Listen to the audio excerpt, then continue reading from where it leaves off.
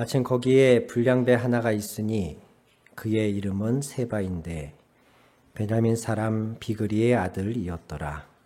그가 나팔을 불며 이르되 우리는 다윗과 나눌 분깃이 없으며 이새의 아들에게서 받을 유산이 우리에게 없도다.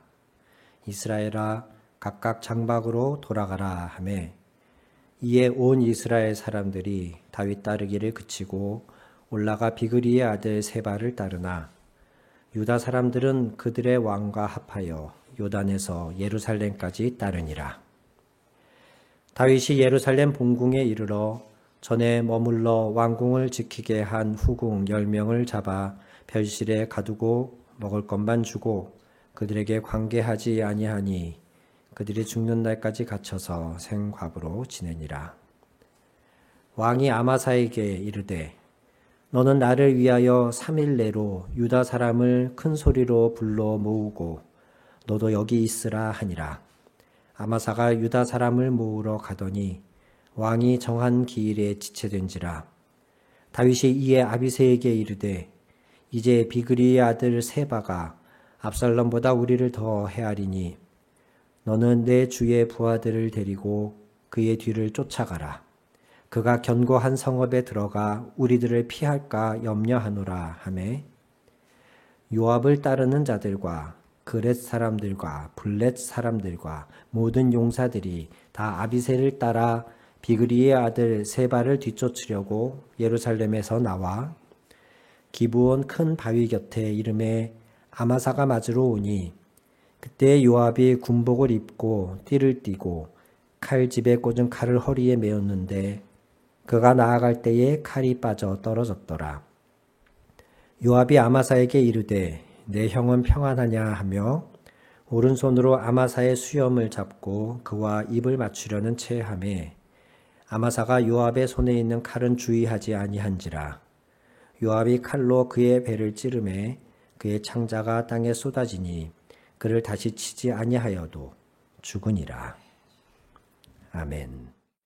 다윗은 역대 이스라엘 왕 중에 지금도 유대인들이 가장 존경하는 왕으로 꼽히는 분이고 다윗과 솔로몬 그 시절이 유례 없이 이스라엘이 가장 부강한 시기였고 하나님께서도 다윗을 내 마음에 합한 자다라고 말씀해 주셨기 때문에 저는 다윗에 대해서 굉장히 좋은 이미지가 많이 있었습니다. 그리고 왠지 다윗은 사울 왕을 피해서 도망 다니던 그 시절을 제외하고 나면 왕이 된 뒤에는 그냥 만사형통하고 주변에 있는 다른 민족들과도 다른 국가들과도 싸울 때마다 승리하고 하여튼 다윗은 행복하고 능력이 있고 그런 왕으로만 생각을 했었어요. 그런 이미지가 저한테 있었는데 시편 150편 중에 무려 절반에 가까운 73편을 다윗이 기록을 했거든요. 근데 그 73편 중에서도 거의 3분의 2 정도의 시편의 내용이 다윗이 하나님께 고통을 호소하고 나의 원수들, 나의 대적들로부터 나를 지켜주십시오. 하나님 어찌하여서 내 원수가 내 앞에서 저렇게 형통합니까? 이런 식의 고통과 원통함을 외로움을 호소하는 내용들의 시편이 너무 많은 거예요. 다윗에 대해서 막연하게 가지고 있던 그런 이미지가 다윗이 쓴 시편들의 내용들하고 이렇게 잘 맞지가 않아서 저는 처음에 좀 혼란스러웠었습니다. 예를 들면 시편 69편에 보면 까닭 없이 나를 미워하는 자가 나의 머리털보다 많고 부당하게 나의 원수가 되어서 나를 끊으려 하는 자가 강하오니 내가 빼앗지 아니한 것도 물어주게 되었나이다. 다윗이 이런 탄식을 해요. 69편 4절에 까닭 없이 나를 미워하는 자가 많고 그의 수가 머리털보다 많다. 강하다. 심지어 69편 8절에 보면 내가 나의 형제에게도 객이 되고 어머니의 자녀에게는 낯선 사람이 되었나이다. 이렇게까지 얘기해요. 내 가족, 내 친척들 중에서도 내가 낯선 사람, 객, 손님처럼 한 가족으로 받아들여지지 않고 뭔가 그 안에 어울릴 수 없는 그런 괴리감을 느낀다. 이렇게까지 다윗이 얘기를 합니다. 이 부분이 처음에는 이해가 안 되다가 성경을 거듭해서 볼수록 그리고 사무엘 상하를 특히 집중해서 보면서 다윗의 삶이 그렇게 녹록지 않았구나. 특히 다윗이 왕으로 통치하는 기간이 절대 권력을 가졌기에 그가 마음대로 하고 싶은 것도 다 하고 그냥 즐겁게 행복하게만 살았던 기간이 아니었구나. 다윗 주변에는 다윗을 이용하려 하고 다윗을 통해서 자신의 이익만 챙기려 하고 심지어 대놓고 다윗을 싫어하고 다윗을 거부하는 사람들이 항상 있었구나. 그런 것에 새롭게 눈이 뜨여졌습니다. 그 중에 대표적인 사람들이 바로 스루야의 아들들이라고 불리는 사람들이에요. 스루야는 다윗의 누이입니다. 다윗의 더 많은 위에 형들이 있고 또 다른 남매도 있지만 스루야만 놓고 보면 다윗과 스루야는 남매지간이고 그의 아들들이 요압, 아비새, 아사헬 이렇게 세 사람이 있는데 아사헬은 막내이면서도 셋 중에 제일 먼저 죽습니다. 사울 왕이 전사한 이후에 다윗과 사울의 아들 이스보셋 간에 권력 다툼이 있을 때에 그때 아사헬은 적의 장군인 아브넬을 쫓아가다가 아브넬에 의해서 죽게 됩니다. 그 이후에는 요압과 아비새가 다윗의 최측근으로서 다윗이 죽을 때까지 다윗과 함께 하게 되어져요. 사무엘하 8장에 다윗이 전체 이스라엘의 왕이 된 이후에 조직 개편을 한번 하는데 그때 군대 장관으로 누가 세워지냐면 바로 요압이에요. 사무엘하 8장 16절에 요압은 군사령관이 되고 이렇게 되어 있어요. 그리고 밧세바 사건이 일어나고 압살롬이 반란을 일으키고 그 반란이 다 정리가 되고 그리고 다시 한번 다윗이 전체 조직을 한번 개편하는데 그때에도 여전히 요압이 군사령관이에요. 사무엘하 20장 23절에 보면 그렇게 기록이 되어 있어요. 심지어 다윗이 숨이 넘어가기 직전까지 요압이 군사령관이에요. 무려 40년이 넘도록 요압은 다윗의 최측근으로서 다윗의 오른팔 노릇을 하면서 군사령관의 지위에 있었던 거예요. 이것만 놓고 보면 다윗이 요압을 굉장히 신뢰했고 두 사람이 오랜 전우이자 동지였겠구나 이렇게 생각을 할 수가 있는데 속사정을 들여다보면 전혀 그렇지 않았습니다. 사무엘하 3장을 한번 보세요. 사무엘하 3장의 39절 내가 기름 부음을 받은 왕이 되었으나 지금 다윗은 왕이에요. 그런데도 오늘 약하여서 수레아의 아들인 이 사람을 여기서 수레아의 아들 누구를 말할 걸까요? 요압입니다. 이 요압을 내가 제어를 할 수가 없다. 통제가 안 된다. 내가 왕인데도. 이 악행하는 자를 여호와께서 갚아주시라. 다윗이 자기 힘으로 어떻게 할 수가 없으니까 하나님께 호소해요. 왜 이런 얘기가 나왔냐면 사울 왕 이후에 다윗과 사울의 아들 이스보셋 두 세력으로 이스라엘이 나뉘어지게 되는데 둘 사이에 전투가 벌어지거든요. 요압은 다윗에 속한 장군이었고 아브넬은 이스보셋을 지지하는 장군이었습니다.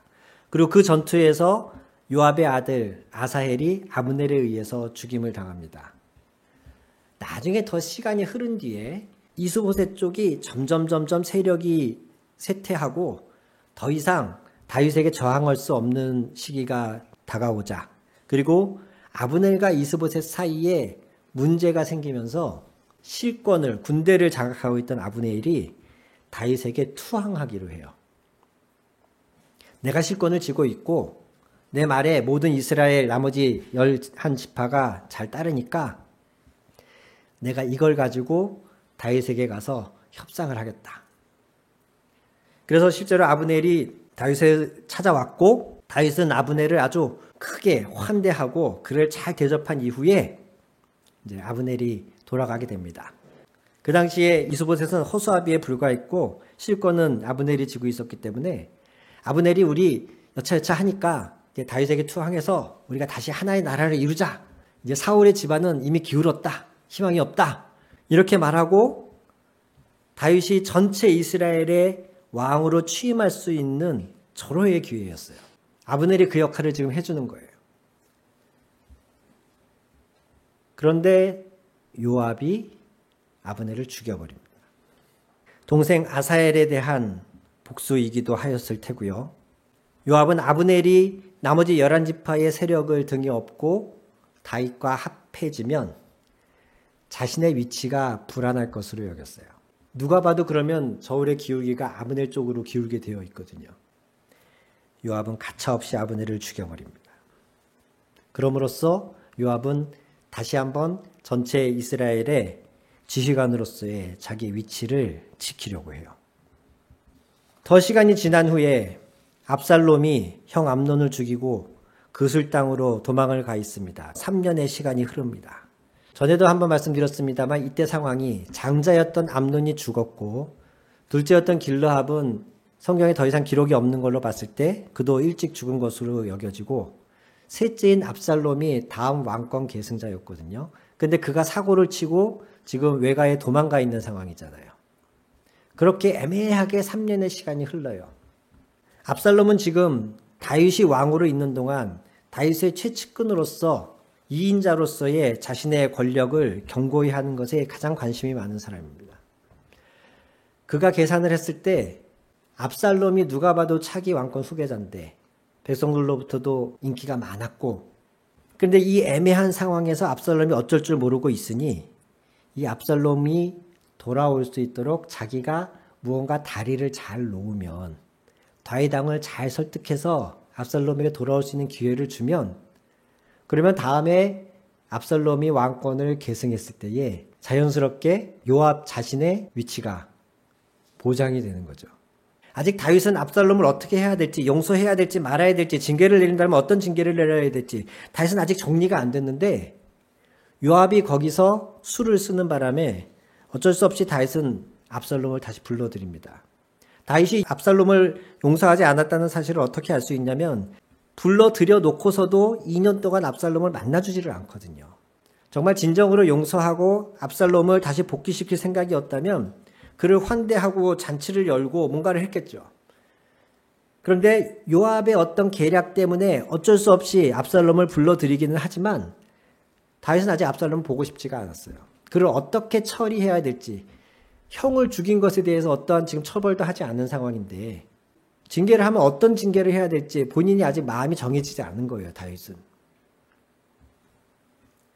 그러한 가운데에 2년 동안 압살롬이 예루살렘으로 돌아오긴 했지만 왕인 아버지가 자신을 여전히 인정해주지 않고 2년의 시간이 흐르면서 당연히 압살롬 안에서도 불만이 쌓이겠죠. 그 기간 동안에 압살롬은 반역을 준비하는 겁니다. 아버지에 대한 섭섭함.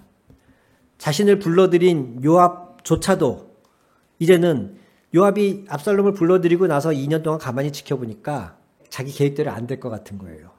다윗이 여전히 압살롬을 용서하고 다음 왕위 계승자로 인정해줄 생각이 없는 것 같아요. 여기서 자기가 더 나섰다가는 오히려 지금 다윗한테 자기가 밉보일 것 같으니까 더 이상 요압도 압살롬 편을 들어주지 않습니다. 압살롬이 끈덕지게 요압한테 사람을 보내서 나와 아버지 사이에 다시금 좀 더 힘을 써다오 라고 하는데 아예 만나주지도 않아요, 요압이.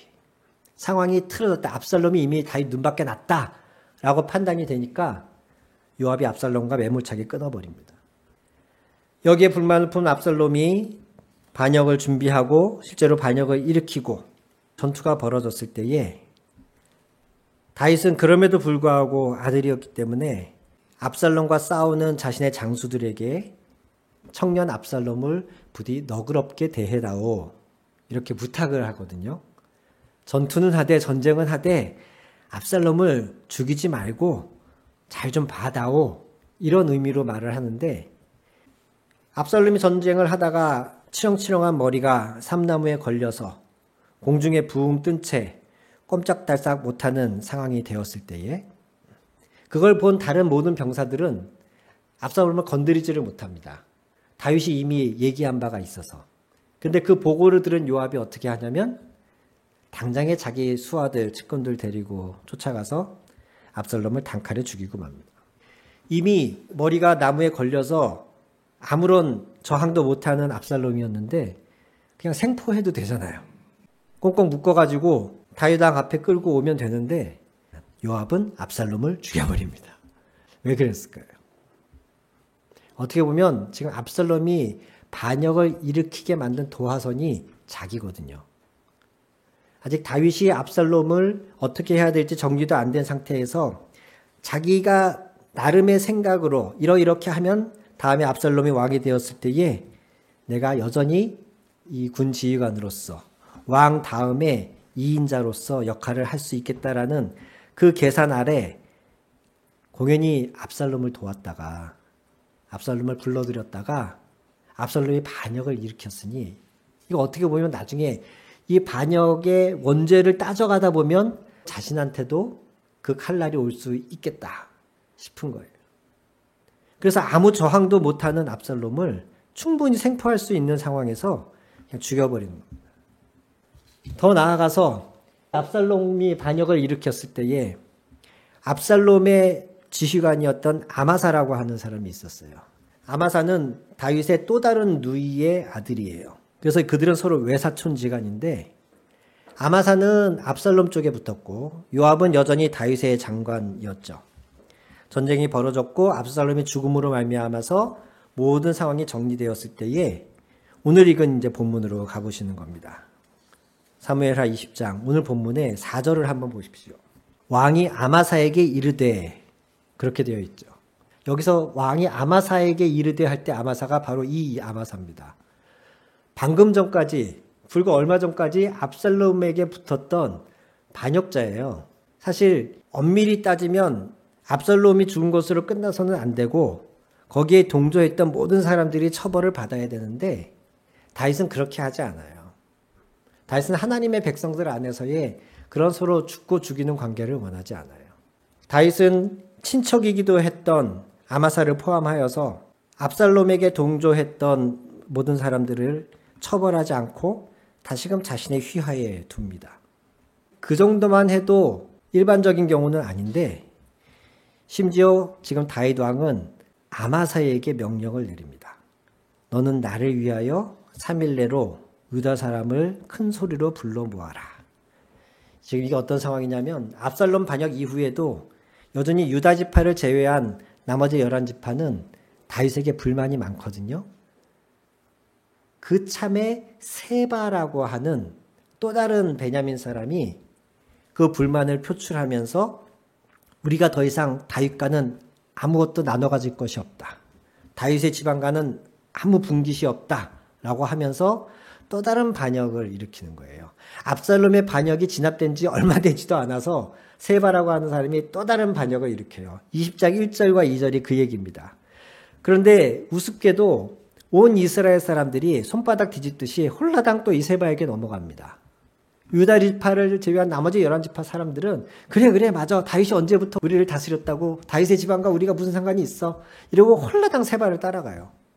그러자 이제 압살롬 때보다 더 큰 위기가 다윗에게 닥치게 생겨서 빨리 신속하게 이 세바의 난을 진압을 해야 되겠거든요. 그래서 군대를 일으켜야 되는데 그 막중한 책임을 다윗이 아마사에게 맡기는 거예요. 요압이 아니고.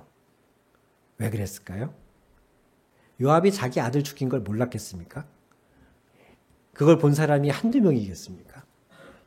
다윗이 그렇게 부탁을 했는데 그리고 상황상 뻔히 생포할 수도 있는 상황이었는데 요압이 압살롬을 죽였다는 것. 이것을 다윗이 당연히 알게 되죠. 지금 예루살렘의 왕으로 복귀하는 이 시점에서 참고 참았던 다윗이 더 이상 요압을 자기 곁에 두고 싶지 않은 거예요. 아브넬을 죽였죠. 압살롬을 불러들였죠. 이제 그 압살롬을 죽이기까지 한 요압을 다윗이 더 이상 자기 곁에 두고 싶지 않아서 불과 얼마 전까지만 해도 압살롬에게 붙었던 사람이지만 자신의 친척이기도 한 아마사에게 네가 대신해서 요압 대신에 유다 사람들 안에 군대를 일으켜서 세바의 저 반란을 진압하러 나가라. 이렇게 명령을 한 겁니다. 요압은 이제 군사령관이 아니라 그저 함께 싸우는 장수의 한 명으로서 이 일정에 동참했다가 그러나 보시는 바처럼 9절과 10절에 보시면 다윗의 명을 받고 사람들을 모아서 돌아오던 아마사가 요압의 일행과 마주쳤을 때 요압이 이 아마사를 또 죽여버립니다. 불과 얼마 전까지만 해도 자신의 자리였는데 그 자리를 꿰찬 아마사를 요압은 용납할 수가 없었던 거죠. 그는 일개 장수임에도 불구하고 새롭게 세워진 사령관인 아마사를 죽여버리고 그 군대를 자기가 이끌고 나가서 세바의 난을 정리하고 돌아옵니다. 다윗 입장에서는 자기가 세웠던 새로운 장수는 죽어서 없어졌고 그토록 보기 싫은 요압이 군대를 이끌고 가서 세바의 난을 잠재우고 개선 장군처럼 돌아오니 다윗 입장에서는 이 요압을 받아줄 수밖에 없는 거예요. 그래서 끝까지 이 요압은 다윗 옆에 최고 군사령관으로서 남게 됩니다. 하지만 이 요압을 바라보는 다윗의 마음은 얼마나 답답하고 얼마나 꼴도 보기 싫고 하나님 왜 저런 거 안 잡아가시나 그런 생각이 들지 않았겠습니까? 요압은 다윗을 지키려고 하는 목적의식은 너무나 분명했습니다. 그런 상황에서는 요압은 위험을 마다하지 않았습니다. 그런데 그 다윗에 대한 충성심이 다윗을 지키려고 하는 마음이 어디에서 나왔는가를 요압의 전체 삶을 그가 행한 일들을 통해서 추측해보면 다윗을 지키려는 요압의 목적은 다윗이 지켜져야 자신이 지켜지기 때문입니다. 다윗이 왕으로 건재해야 이인자인 자신이 건재할 수 있기 때문입니다. 그래서 그런 상황에서 다윗을 지키는 데에는 항상 앞장섰던 요압이지만 결코 이인자인 자신의 위치가 위협받을 때에는 가만히 있지 않았습니다. 다윗이라 하더라도 다윗의 명령이라 하더라도 여지없이 어겨버리고 다윗의 부탁이라 하더라도 그의 아들조차 죽여버리면서 자신의 입지를 견고히 하는 데에는 물불 안 가리는 사람이었습니다.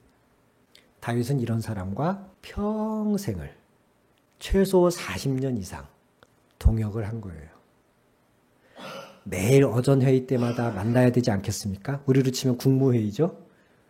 장관들 대신들 다 모아서 매일 어전 회의할 때마다 이 꼴도 보기 싫은 요압을 매일 봐야 돼요.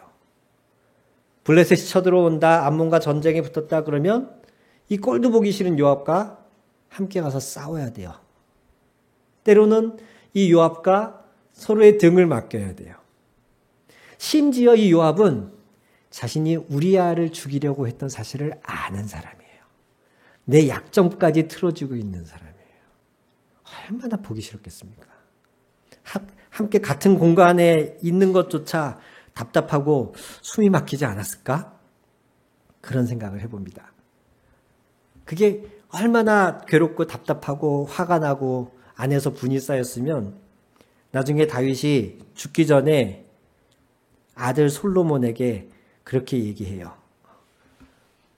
요압의 그 백발이, 이제 요압도 나이가 많이 들었으니까 머리가 허열 거 아니에요. 요압의 백발이 평안히 수월에 내려가지 못하게 하라.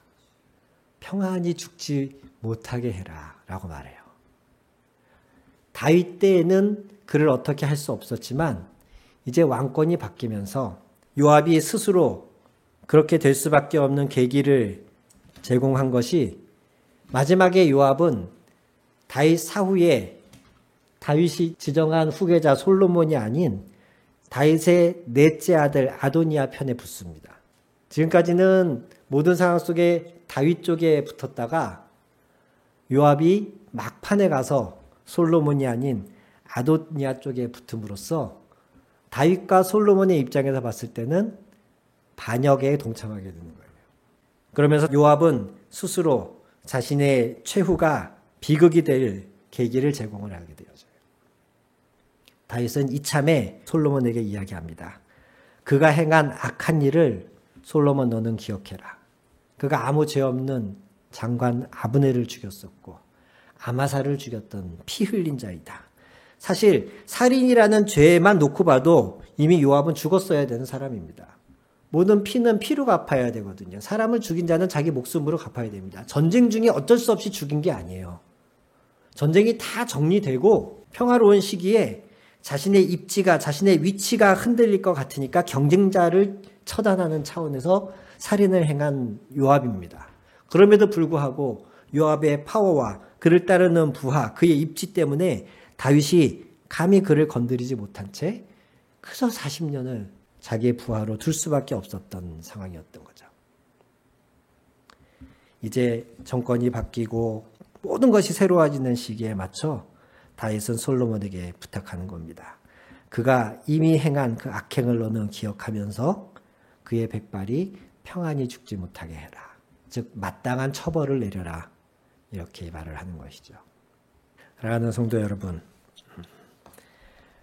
이 사람만 변하면, 이 남편, 우리 부인만 변하면 우리 집이 좀 더 편안할 텐데, 그런 생각 드실 때 있지 않으세요? 저희 선교회 회원 중에도 아들이 셋인데 둘째 아들이 좀 말썽인가 봐요. 그러면서 우리 집은 다 좋은데, 다 평안한데, 남편도 뭐 돈벌이 잘하고 다른 아들들은 그래도 자기 앞가림 잘 하는데 이 둘째 이 녀석만 좀 정신 차리면 우리 집은 너무나 행복할 것 같아요, 목사님. 그런 분이 한 분 계셔요. 우리의 직장에서도 또 교회 안에서도 가정 안에서도 그런 사람들이 꼭 한두 명은 있더라고요. 목사님들끼리도 이야기하다 보면 꼭 그렇게 목사님들이 하자고 하는 일의 목회 방향에 사사건건 시시콜콜 이렇게 반대하는 분들이 꼭 교회마다 한 분, 두 분씩은 있다 그래요. 그런 분이 없는 교회는 없더라고요. 그런데 다윗은 무려 이 꼴도 보기 싫은 요압과 40년 이상을 함께 동역을 해요. 그의 심정이 어떻겠습니까? 이런 요압 같은 사람이 있으니까 다윗의 시가 그렇게 억울하고 힘들고 괴롭고 내 주변에는 원수와 대적밖에 없습니다. 이런 내용일 수밖에 없었겠구나. 그런 생각이 드는데 왕으로서 통치하면서도 자기 부하 하나조차 내 마음대로 할 수 없는 그런 괴로운 시기를 보낸 그 다윗이 뭐라고 하냐. 열왕기상 2장의 3절과 4절을 다 같이 한번 소리내어서 읽어보겠습니다. 내 하나님 여호와의 명령을 지켜 그 길로 행하여 그 법률과 계명과 율례와 증거를 모세의 율법에 기록된 대로 지키라. 그리하면 네가 무엇을 하든지 어디로 가든지 형통할지라. 여호와께서 내 일에 대하여 말씀하시기를 만일 내 자손들이 그들의 길을 삼가 마음을 다하고 성품을 다하여 진실이 내 앞에서 행하면 이스라엘 왕 위에 오를 사람이 내게서 끊어지지 아니하리라 하신 말씀을 확실히 이루게 하시리라. 아멘. 열왕기상 2장 1절에 다윗이 죽을 날이 임박하여서 그의 아들 솔로몬에게 한 이야기다. 이렇게 기록하고 있어요. 유언이에요. 그 유언의 첫 마디가 뭐냐면 너의 하나님 여호와의 명령을 지켜서 그 길로 행해라. 그리하면 너의 모든 길을 형통하게 하실 것이다. 다윗이 지금 이 말을 할 수 있는 상황인가요? 그가 형통했나요? 하고 싶은 걸 마음대로 할 수 있었나요? 아니었죠. 요압만 놓고 봐도 그는 평생 다윗의 식도에 꽂힌 가시 같은 사람이었습니다. 요압이라고 하는 부하 하나조차 자기 마음대로 할 수 없었던 다윗. 틈만 나면 자신에게서 등을 돌리려고 하는 그 유다를 제외한 나머지 11지파의 사람들. 자신의 이익을 위해서 다윗 왕을 이용하려는 사람들. 이런 사람들이 주변에 둘러싸여 있던 다윗이었는데 그가 마지막에 솔로몬에게 남기는 말은 그럼에도 불구하고 내 아들아 너는 여호와의 명령을 지켜서 그 길로 행해라. 저는 여기에 가로 열고 이렇게 놓고 싶어요. 너의 마음에 안 드는 놈이 있어도 너에게 사사건건 걸림돌이 되는 사람이 있어도 주변에 호시탐탐 이스라엘을 침범하고 노리는 적대적인 국가와 다른 이방인들이 있어도 거기에 포커스를 맞추지 말고 어떻게 하면 저놈을 없앨까? 어떻게 하면 저놈의 관직을 박탈하여서 유배를 보낼 수 있을까? 어떻게 하면 저 블레셋을 완전히 씨를 말려버릴 수 있을까? 내가 보기 싫은 사람, 나를 반대하는 사람, 나의 원수를 없애는 이런 부정적인 에너지에 너의 인생에 초점을 맞추지 말고 그것들은 하나님께 맡기고 네가 살아야 될 인생의 목적과 목표하고자 하는 바는 여호와의 명령을 지키고 그의 계명과 율례를 증거하는 것에 두어라. 이것이 다윗이 아들 솔로몬에게 주는 유언이자 교훈이었어요. 누구만 없으면, 무슨 일만 잘 풀리면 우리는 주로 여기에 자꾸 너무 포커스를 맞춥니다. 부정적인 것, 안 되는 것, 싫은 것에 우리의 초점을 맞추면서 이것을 지워버리고 싶어서 거기에서 헤어나오지 못해서 많은 시간과 에너지를 낭비하는 경향이 많습니다. 그런데 구간이 명간이란 말도 있듯이 지금 당장 눈앞에 보이는 가장 꼴보기 싫은 그 사람이 사라지고 나면 또 다른 사람이 나타납니다.